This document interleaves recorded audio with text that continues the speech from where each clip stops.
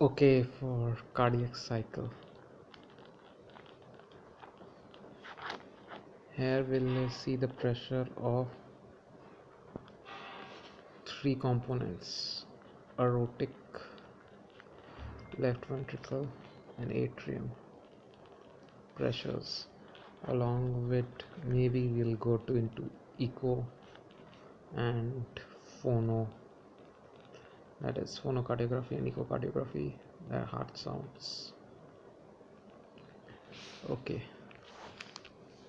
let's draw a straight line over here. We'll start with atrium. Okay, so we'll start with the atrial curve, atrial pressure curve. It goes like this. There's a spike over here and it goes down.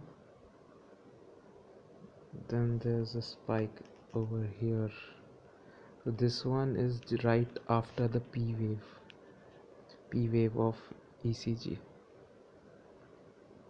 That corresponds to atrial depolarization.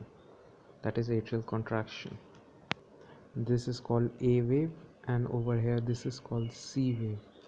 And then there's a fall and it goes like this, like this, like this, like this, and then there's a V wave.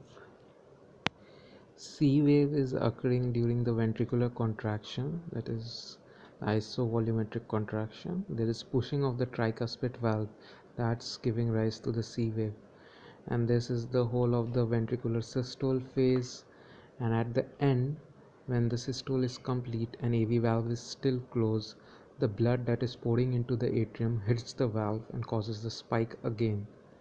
This is the reason for the V wave, and then the pattern continues again.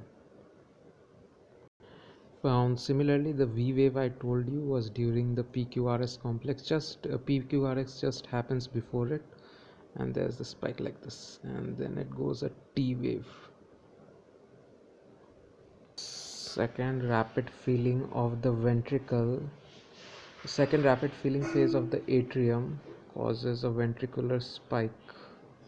The second rapid filling happens due to atrial contraction, so the ventricular pressure increases slightly, and then we enter into the isovolumetric contraction phase, that is the tricuspid valve closes and there is a sharp spike,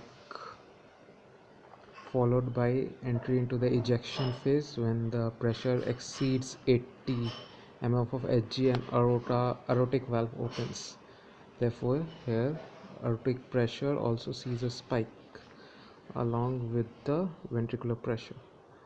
Now it flows around the first and second ejection phase, reaching a pressure below the aortic phase, but still the blood flows due to inertia until a click is noticed. Due to the backflow of the blood starts, and there is a notch over here due to the backflow. This is the point where the valve closes. Isovolumetric relaxation happens, pressure falls. This is followed by rapid inflow and diastasis. Nothing to note over here. Then we again encounter atrial filling, that is contraction, and a spike over there. Aortic component remains normal. Now to correlate with JPP and atrial pulse.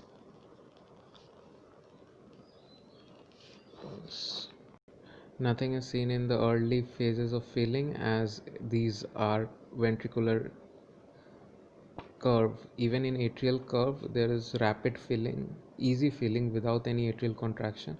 Therefore the atrial curve is also flat. Atrial contraction leads to A wave, tricuspid, then there is fall in the pressure, then suddenly as ventricular systole starts, tricuspid valve push back, C wave. Then there's during the systole the atrial pressure keeps on falling. Then there's a rise, that is V wave. This is due to filling against closed tricuspid.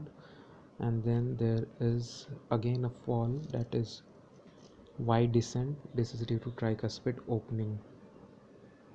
This is followed by atrial contraction again, that is A wave. This summarizes JVP.